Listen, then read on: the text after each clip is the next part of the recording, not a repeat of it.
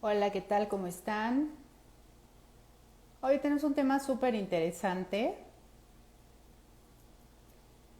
que quiero compartir con ustedes y que espero que pues seamos como todo el tiempo eh, estemos interactuando para que esto se vuelva más dinámico y no esté aquí yo hablando como si fuera un monólogo. Y bueno, este tema se trata de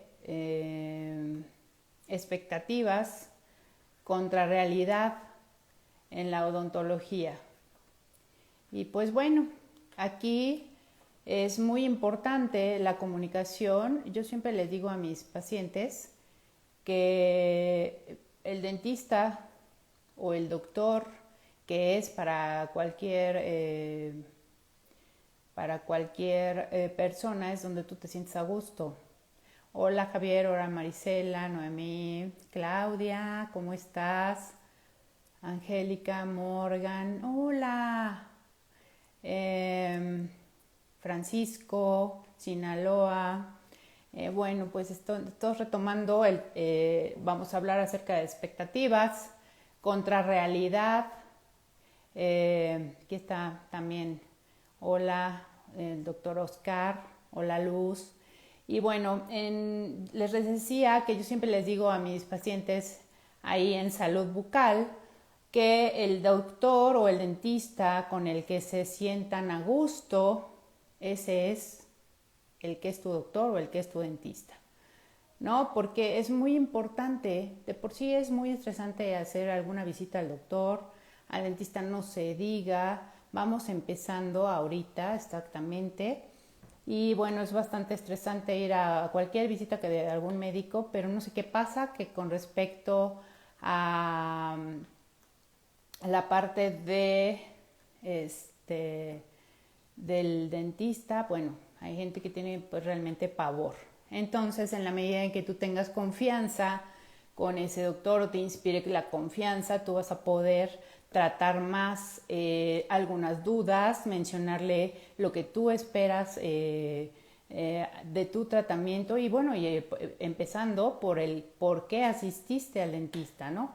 Entonces, la realidad es que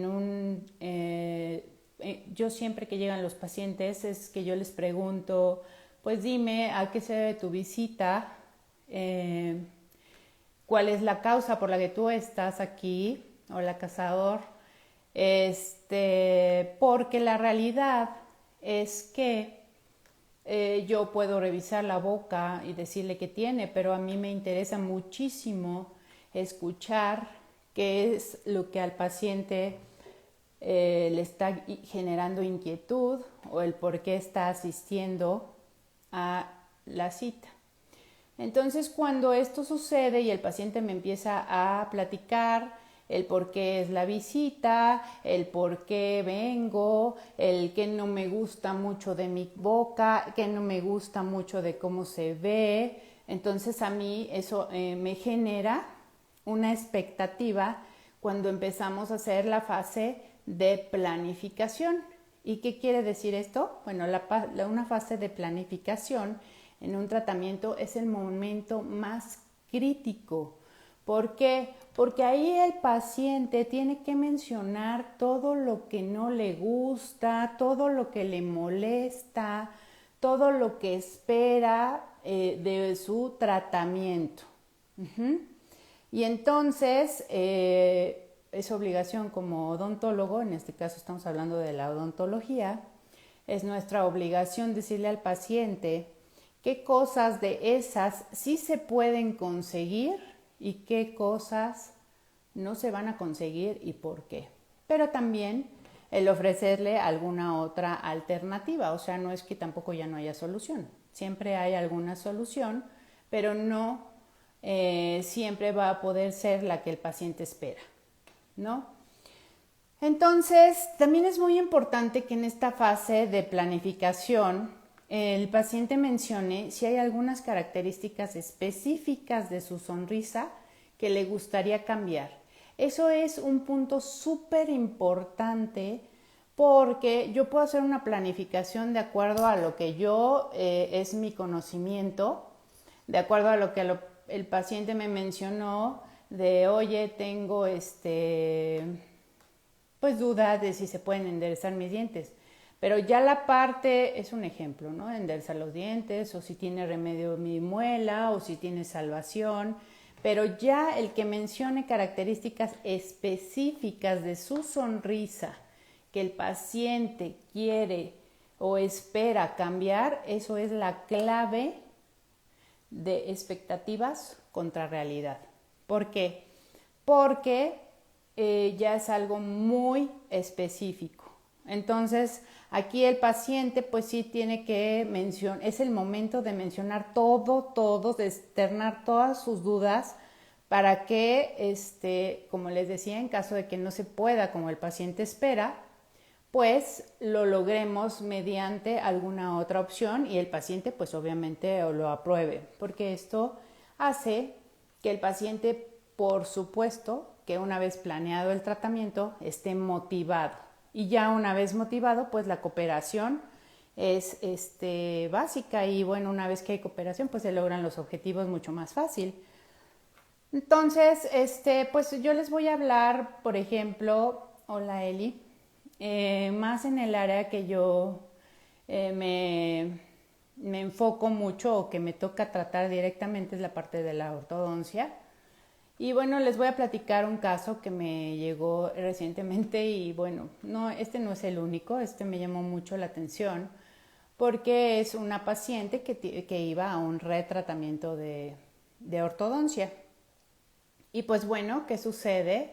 Que aquí la paciente, de los dientes de abajo tenemos 4 en medio, que son igualitos, y pues uno de ellos dice que no se le enderezaba en donde le fueron a hacer su tratamiento. Y pues que ella le dijo a la doctora que pues porque ¿por qué no se lo sacaba? ¿No? Y pues ¿cuál va siendo la sorpresa? Que sí se lo sacaron. Sí se lo sacaron, entonces resulta que pues ya aquí el paciente le dijo al doctor lo que tenía que hacer y el doctor lo hizo. Y pues la consecuencia en esta situación, sí hay veces en que puede suceder eso, pero en esta situación pues fue un retratamiento porque pues ya la paciente tenía una mordida muy profunda, caída la mordida y entonces problemas de articulación. Entonces, no siempre va a poder ser, y de hecho casi nunca puede ser, el que del todo se le dé gusto al paciente en cuanto a la forma de conseguir los objetivos. Y bueno, hay objetivos que definitivamente no se pueden conseguir. Hoy en día tenemos a nuestro aliado, que es una parte muy importante y que es la parte digital. En la parte de ortodoncia, en la parte de diseño de sonrisa, existe hoy en día, pues en la parte de ortodoncia, simuladores que son de bastante ayuda, porque ahí yo le puedo explicar muchísimo al paciente, pero como el paciente no se dedica a esto, yo no sé qué se esté imaginando. Entonces, el simulador ya no permite que el paciente divague en la información que yo le estoy proporcionando, sino que ya lo ve palpable en una pantalla en el consultorio. Entonces, esto ayuda a que el paciente sí vea plasmadas sus expectativas en una realidad digital, que la discrepancia en este caso pues es mínima. Entonces, hoy en día pues se escanean, en lugar de tener los modelos en yeso, pues escaneamos, ya vimos un tema de escaneo digital y si no, bueno, pues pueden checarlo aquí en los videos que tenemos aquí y pues se escanean y se pueden meter al simulador y entonces se da pues sí, algo muy cercano a la realidad de lo que se le platique al paciente y entonces de ahí el paciente ve más plasmado si es lo que quiere. Entonces, lo mismo pasa con un diseño de sonrisa. que al final en la parte de la ortodoncia, a mí en lo personal me gusta terminar mis casos siendo bastante crítica en la parte de las inclinaciones de los dientes, que pues es muy estética esa parte, en la altura de las encías, porque ese es un toque fino, que es la cereza del pastel. Porque hay veces que sí, al mover los dientes, la encía no es inteligente. Entonces, al mover los dientes, la encía se queda en el lugar que se formó originalmente y hay veces que nos quedan los dientes muy bonitos, muy derechitos, una mordida funcional, y resulta que las encías tienen diferentes alturas, entonces pareciera que el diente está o más arriba o más abajo o inclinado hacia algún lado. Entonces al final se hace este detallado estético, pero bueno, esto ya será otro tema que vamos a platicar y que me gustaría que así como ustedes están ahorita aquí acompañándome, interactuaran con preguntas para que no sienta que estoy yo en un monólogo, porque de hecho se trata de ver del lado del dentista y de parte de los pacientes, qué es la parte que más te puede incomodar o qué es lo que tú más esperas cuando visitas al dentista o qué es lo que más te gustaría conseguir en tu visita al dentista, ¿no? Y pues bueno, algo muy importante que yo considero es, una vez establecidos las expectativas, es muy importante mencionarle al paciente el tiempo que voy a tardar en conseguir esas expectativas. ¿Por qué? Porque si el paciente no tiene un tiempo, no se establece una meta. Y todos queremos siempre ver que estamos como llegando a la meta, no solamente viendo los resultados, sino que desde antes de empezar ya te mencionen ¿sabes qué? A mí me gusta, yo sé que me queda tanto tiempo, estoy viendo los cambios, me fascina y entonces voy a dedicarme más a la parte de echarle mucho más ganas para que esto suceda. Es muy importante que aquí se genere un compromiso entre el paciente y el doctor. ¿Qué quiere decir? Que esto es como un equipo, en donde cada quien debe de cumplir los requisitos o los acuerdos establecidos. Es decir, las citas, tratar de respetarlas en tiempo, porque de lo contrario pues se atrasa el plan de tratamiento. Y entonces pues el paciente siempre quiere resultados, pero también pues no hay nada que sea, siempre lo voy a decir, es así como mi lema, ¿no? No hay varitas mágicas, ¿no? Entonces el paciente se compromete a cumplir en tiempo y forma las citas y también el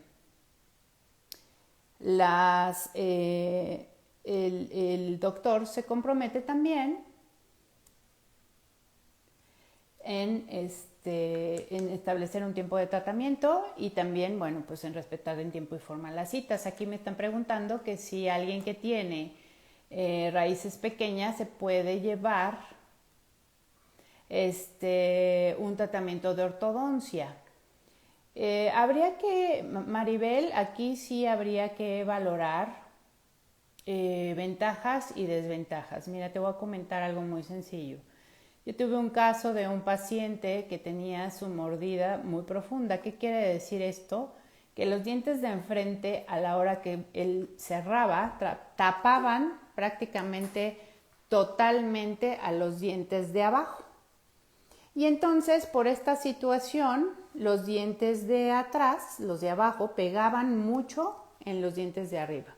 ¿Qué sucedió? Que el paciente pues tenía unas raíces muy pequeñas. Muy pequeñas, te voy a decir que el tamaño del diente, o sea, lo que tú veías, era la mitad de raíz el tamaño que tenía. Y aquí había que poner en una balanza dos cosas.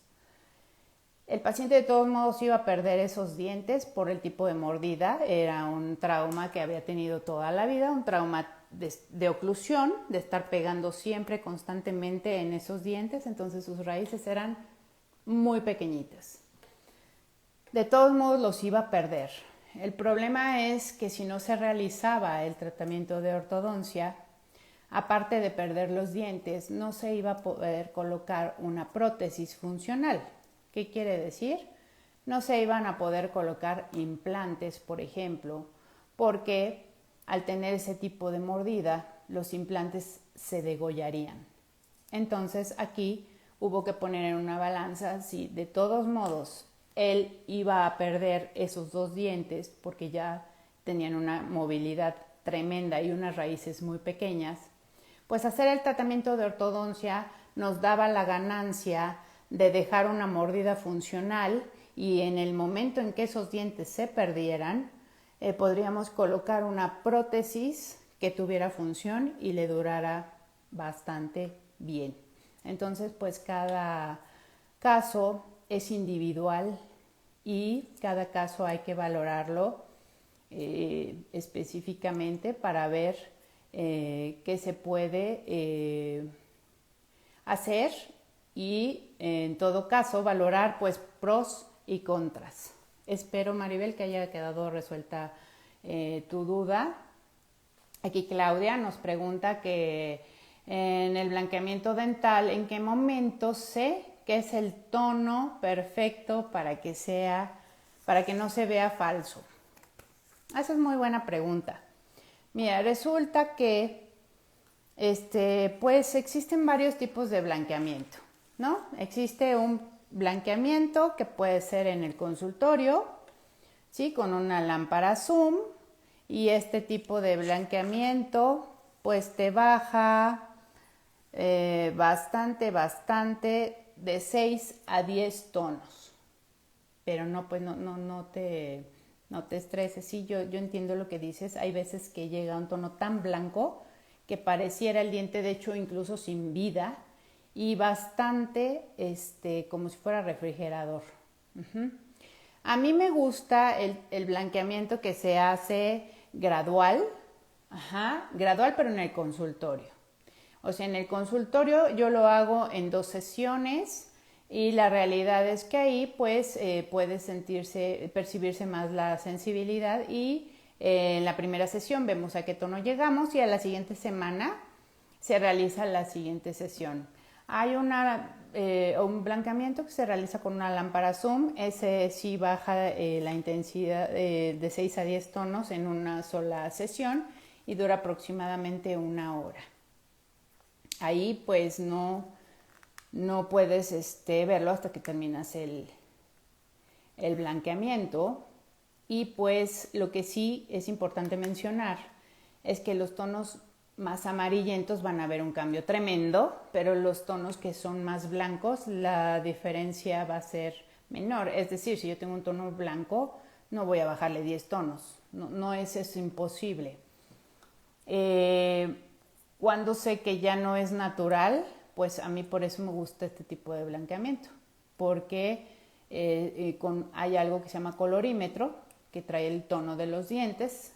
Antes de hacer el blanqueamiento se toma el color del diente que trae el paciente, a qué tono llegamos, por ejemplo, en la primera sesión y a qué tono llegaremos en la segunda sesión. Y también está mucho determinado este tipo de blanqueamiento que a mí me gusta, el grado de sensibilidad que va sintiendo el paciente. Y bueno, hay medicamentos que disminuyen la sensibilidad y la verdad es que es mínima la sensibilidad. Yo, en mi opinión, sí molesta, pero vale la pena. Entonces, el tono perfecto yo lo determinaría tomando el tono que consigo al inicio con el blanqueamiento y el tono esperado, suponiendo que llegáramos a bajar 10 tonos. Esto tiene que ver en la gama de colores que tenemos. Es decir, si tú tienes un color que solamente te daría 3 tonos para llegar a lo más blanco, no vas a poder bajar más de 3 tonos en la forma de que vas controlando así el blanqueamiento. Porque sí sucede lo que tú dices, Claudia, que se ven a veces muy falsos. O sea, de hecho se ve el diente a veces ya sin vida, ¿no? Espero que haya quedado resuelta tu duda. Y pues bueno, Maribel, si tienes sensibilidad en los dientes y quieres un blanqueamiento, es posible. Pues fíjate que te menciona que hay diferentes tipos de blanqueamiento. Hay que ver, mientras, claro, el esmalte no esté destruido o desmineralizado el diente, pues veríamos qué posibilidades hay, porque también se puede enviar un blanqueamiento que se realice en casa, que es más lento, con guardas nocturnas. Y pues bueno, al final de cada blanqueamiento siempre se coloca un remineralizante y aparte pues para desensibilizar. Entonces la realidad es que pues te vuelvo a decir, Maribel, cada caso es individual y pues eso ya de la sensibilidad tendría que valorarse en consultorio el por qué es la sensibilidad, si tu diente está pues sí, desmineralizado o si están expuestas las raíces, bueno, pues ahí sí se puede aislar esa parte de las raíces y realizar un blanqueamiento normal, o si tú necesitarías un blanqueamiento que fuera nocturno en casa. Es más lento, pero al final pues todos los pacientes son diferentes. Entonces, eso es algo muy, muy importante. Cada paciente, como yo les decía, es individual y por lo tanto, pues eso de que yo voy a poner un ejemplo que me llama mucho la atención que está sucediendo hoy en día. No sé y me gustaría que me comenten si sí les ha tocado ver algo que se llama como ortodoncia invisible, con los alineadores invisibles, pero que te llega a tu casa. Digo, porque sí existe la ortodoncia invisible y con los alineadores, pero previamente valorado en consultorio, con estudios y radiografías. El paciente, volvemos a lo mismo, platicado con el paciente cuáles son sus expectativas, cuáles son los defectos que él espera corregir o ella, ¿no? Pero este tipo de ortodoncia que está teniendo mucho, porque aparte es muy económica, mucho auge, es que tú puedes mandar, pagas y te llega a tu casa una especie de como plastilina y entonces tú lo que haces es registrar ahí la mordida, lo envías de regreso, eso se escanea y te mandan tu serie de alineadores invisibles en donde se obtienen el que tú tengas tus dientes derechitos. En ningún momento valoran, por ejemplo, la pregunta que me acaban de hacer hace rato, si las raíces están enanas o pequeñas o el hueso, hay pérdida de hueso, o los tejidos del paciente, si el paciente qué tal que está, pues sí, si se ve trompudo y de repente pues nada más los vamos a medio enderezar, pues se van a ver más trompudo. No valoran tejidos blandos porque lo único que tú estás mandando es una mordida en una especie de plastilina y bueno, en el mejor de los casos también vas a un establecimiento en donde alguien te toma una impresión con alginato y en base a eso se escanea y bueno, se hacen la serie de alineadores. Eso sí hay que tener mucho cuidado con este tipo de situaciones porque no están tomando para nada en cuenta al paciente. O sea, la realidad es que aquí lo único que se está haciendo es el que el paciente solamente me pague, ¿no? No me interesa qué piensa, no me interesa qué espera recibir del tratamiento, no me interesa escuchar qué no le gusta de sus dientes, ¿no? Esto de la vista que debe ser muy crítica, por ejemplo, al final del tratamiento, esa es una gran diferencia en el terminado de un tratamiento de ortodoncia. Que una vez que los dientes ya, por ejemplo, están derechitos, pues entonces resulta que, como les decía, si las encías están a alturas diferentes, pues va a dar ópticamente una situación que va a decir, o sea, ¿qué está pasando? Le veo los dientes como están chuecos, está más largo uno que otro. Entonces, todo este tipo de situaciones deben de valorarse al final del tratamiento y afinarse esos pequeños detalles. Y pues bueno, cuando por ejemplo, en el caso de que nosotros trabajamos con otros especialistas, ¿sí? Pues ahí cabe mencionar que la integridad es la base de todos los negocios éticos. Y entonces, ¿esto qué quiere decir? Que la veracidad debe de ser algo que vaya por delante, ¿no? No puede uno retener información, prometerle al paciente que sí, con tal de que pues acepte el tratamiento, al fin que pues ya una vez que paga, pues no importa si no se cumple, o sea, eso no puede ser posible. Y les decía que al interactuar con otros especialistas, pues esto de las expectativas, pues ya en lugar de ser 2 personas, tendríamos que ser 3. Y algo muy ético y que me fascina muchísimo de alguien que trabaja ahí conmigo en salud bucal, una doctora, que en realidad ella dice que pues hasta aquí puede ser algo mío, pero podemos verlo de otra manera con este especialista, ¿no? Y entonces, ¿qué quiere decir? Que ella no solamente está haciendo su trabajo y me deja a mí al frente, sino que ve en equipo cómo se puede resolver. Yo creo que eso es algo muy importante para lograr un buen resultado en las expectativas que tenga el paciente y en la realidad cuando la vea plasmada. Francisco nos pregunta que cada cuánto se deben cambiar las resinas, cada que me duele el diente o la muela, o pues cómo es que me doy cuenta. Bueno, ese es un tema que vamos a tener la próxima semana, que está súper interesante, que es la parte de... Recuerden que siempre las visitas al dentista deben de ser idealmente cada 6 meses. Esto quiere decir que parece que todo el mundo lo sabemos, pero pocos lo aplican.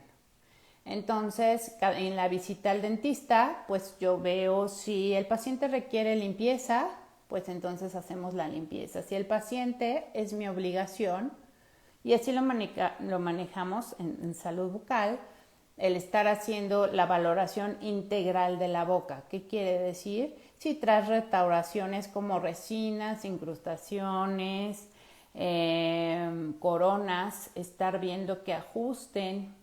Y si la resina ya no ajusta, ya no sella con el diente, es tiempo de cambiarla. El tiempo de duración de una resina aproximadamente es de 4 años.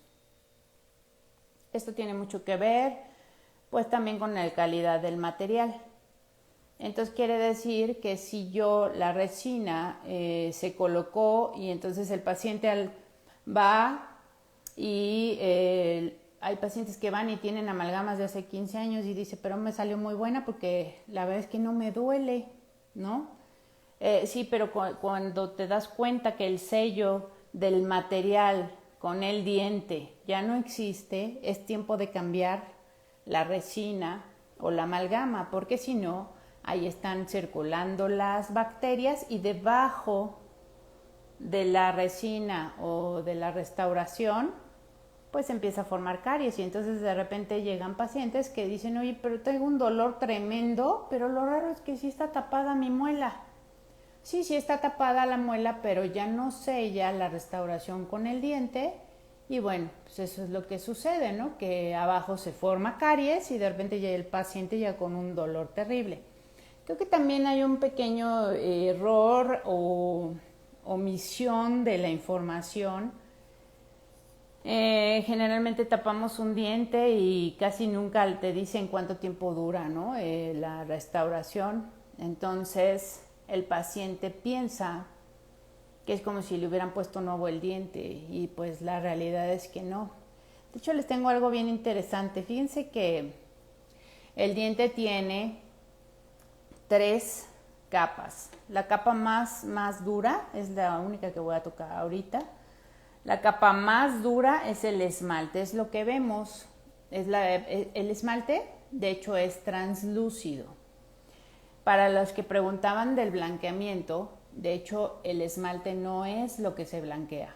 Lo que se blanquea del diente es la segunda capa, que se llama dentina. El esmalte, al ser translúcido, deja pasar el verdadero color de la dentina.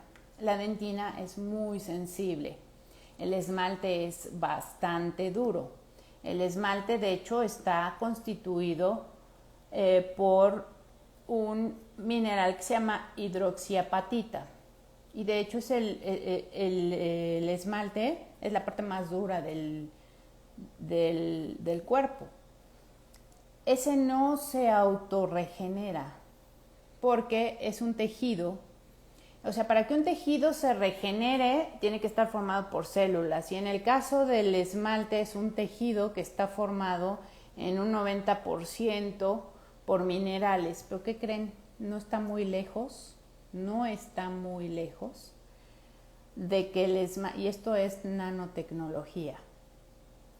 El esmalte en Europa, de hecho, ya encontraron la forma de regenerar el esmalte, y entonces por eso les digo, no está muy lejos que las resinas dejen de estar en uso, porque encontraron una forma a base de un elemento que es una proteína específica que estimula la formación de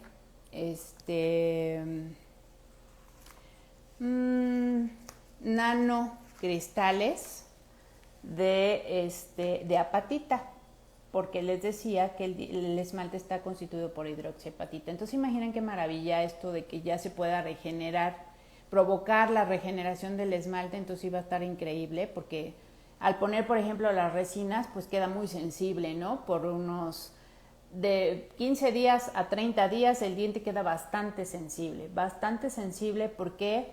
Porque yo siempre les digo a los pacientes que es equiparable a cuando cortan una madera con la sierra y queda toda astillada, pues lo mismo le pasa al diente cuando cortamos con las fresas de diamante, queda bastante astillado. Entonces la dentina tiene que hacer un efecto de reparación, y mientras termina de reparar, que es bastante tardado este proceso, queda bastante sensible el diente con la resina, y el paciente piensa que, oye, pues así se me va a quedar bien sensible, no puedo tomar agua, no puedo comer algo dulce, pero bueno, dura máximo un mes. Pero entonces esta maravilla de que ya haya la posibilidad de regenerar el esmalte, bueno, pues va a ser increíble. Pero bueno, mientras eso sucede, las restauraciones sí hay que checarlas porque duran aproximadamente 4 años. Y las coronas duran más tiempo mientras se estén ajustando, pero al final sí se desajustan con la mordida. Por favor, recuerden de ir haciendo sus preguntas, interactúen para que esto se enriquezca más. Yo lo estoy hablando desde el punto de vista de como doctor, pero la parte de ustedes es súper importante, ¿no? El que ustedes interactúen, el que ustedes aporten, pues ayudan a que más personas puedan salir de muchas dudas que igual uno hay veces lo da por hecho porque pues a eso nos dedicamos, pero los pacientes hay veces que se quedan con muchas dudas que son súper interesantes. Entonces, en realidad, yo estoy en la mejor disposición de resolver sus dudas. Nos puedes contactar. A mí me puedes contactar en Doctora Bere Podaca, me mandas un mensaje directo y pues tengo toda la disposición de resolver todas tus dudas. Y pues en general siento que lo más importante de ir a un dentista es que tú le tengas la confianza y te puedas expresar con libertad, tanto dudas como, pues sí, quizás en ese momento se te ocurre algo con lo que yo te explique y pues que lo puedas externar. Y pues también aprendo muchísimo de mis pacientes. La realidad es que pues siempre la consulta es retroalimenta bastante. Y pues bueno, enfocándonos en el punto de las expectativas, pues ni el paciente ni el dentista pueden decidir cuál es el tratamiento adecuado si no hay una cita individualizada. Justo esto es lo que me he pasado haciendo como hincapié a lo largo de ahorita con las preguntas, porque si no es una cita individualizada no podemos saber el por qué a lo mejor tú tienes los dientes sensibles. O sea, puede ser que tengas los dientes sensibles porque resulta que está expuesta la raíz del diente, a que tienes los dientes sensibles porque tu esmalte está desmineralizado. Entonces, pues no podríamos hacer el mismo tratamiento para uno u otro caso. También estamos abiertos a que también nos platiquen, por favor, o nos sugieran qué temas les gustaría que abordáramos. Claudia dice que continuando con el blanqueamiento, afecta tomar este café todos los días. Tiene mucho que ver la cantidad. Hay muchos agentes externos que sí pigmentan, de hecho, los dientes. Y son, entre ellos es el café, los tés, muchos tés. También tiene que ver el tabaco, por la nicotina, el alquitrán y todo esto. El tabaco, el vino tinto, la mayonesa, mostaza, salsas de tomate, chipotles, y hay muchas sustancias que pigmentan el diente. Y entonces, ¿qué sucede? Que pues por eso es que luego vamos viendo como un poquito más oscuros nuestros dientes. Y pues Claudia, tiene mucho que ver la cantidad que tomas de café, porque por ejemplo hay personas que me dicen, es que me tomo una taza al día. Y oye, pero es café express. No, pues no, o sea, a mí me gusta mi café con leche en la mañana y pues eso está, pues es muy poco. Al final sí, la suma de muchos días, bueno, tardará mucho más en pigmentar que si fuera un café expreso, a lo mejor 3 veces al día, ¿no? Pero en realidad, lo que sí no pudiera hacer, hablando de blanqueamiento, es que inmediatamente después de realizar el blanqueamiento, pues no podrías ingerir café.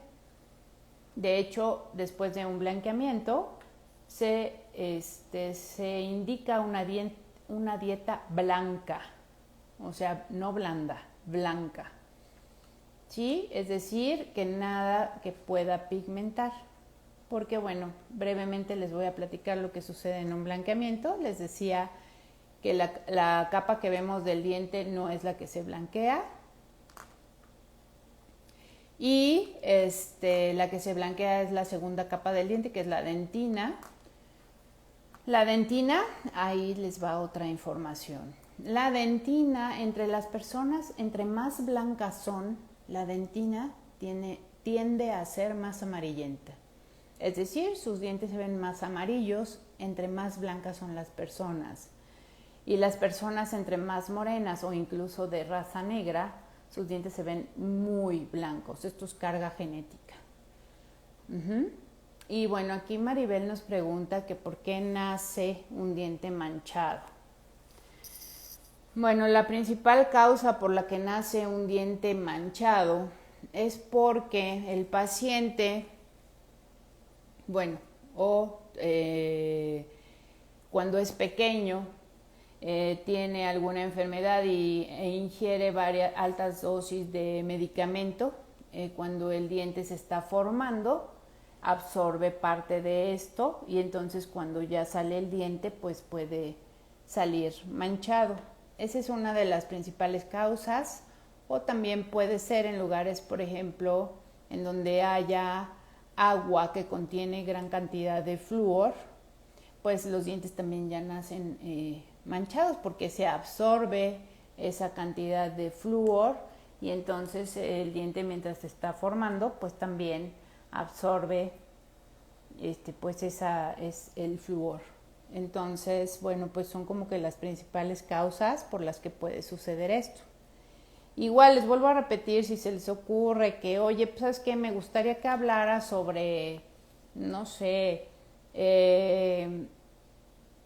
cada cuánto se puede, sobre el tema de blanqueamiento, preguntas específicas, o sobre pues la higiene bucal, o sobre mal aliento, no sé, o sea, me encantaría opciones de temas.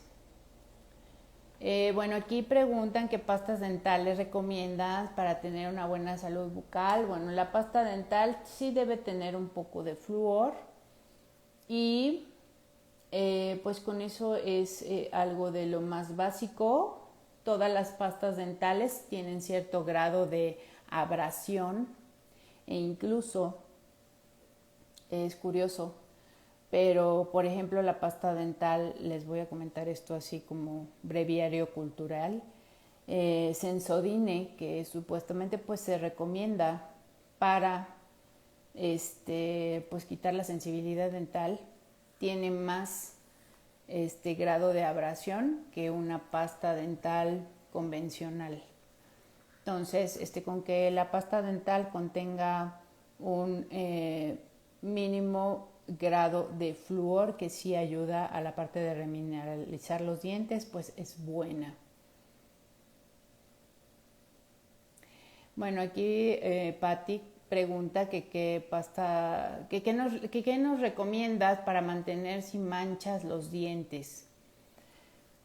Pues bueno, principalmente pues a lo mejor evitar las sustancias que los manchan sería lo ideal, aunque pues es imposible del todo evitarlo. Pues ir al dentista es una buena opción cada 6 meses, porque ahí te tengo una buena noticia. El dentista cuando realiza la limpieza dental con ultrasonido quita todas las manchas que se forman por café, por tabaco, por ingerir cierto tipo de raíces, por ejemplo como jengibre, por algunos tés como el té verde. Entonces todo este tipo de manchas que se forman en los dientes, si tú asistes al dentista con el ultrasonido, se retiran este tipo de manchas. A diferencia de lo que manejan con las pastas dentales whitening, ¿no? Les voy a decir la diferencia que hay estas pastas dentales whitening y y la limpieza con el ultrasonido. Las pastas dentales whitening lo que hacen es que es como si lijaran la superficie del diente. Y entonces sí, al lijar la superficie del diente quitas las manchas y entonces aparentemente blanquean porque te están regresando al tono original tu diente, porque lijaron la superficie y botaron cualquier agente externo que se haya adherido.